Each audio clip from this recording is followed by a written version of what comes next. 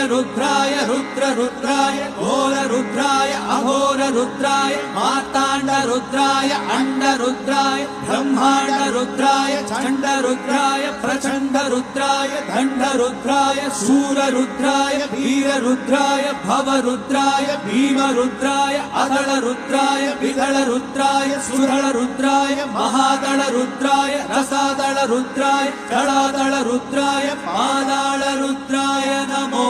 नमः।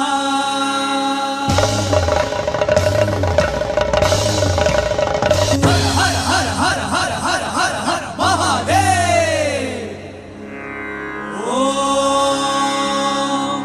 नमः सोमाय च रुद्राय च नमस्ताम्राय च अरुणाय च नमः शङ्गाय च पशुपतये च नमः उग्राय च भीमाय च नमो अग्रे वदाय च दूरे वदाय च नमो अन्ते च हनीयसे च नमो वृक्षेभ्यो हरिकेशेभ्यो नमस्काराय नमः शम्भवे च मयोपवे च नमः शङ्कराय च मयस्कराय च नमः शिवाय च शिवतराय च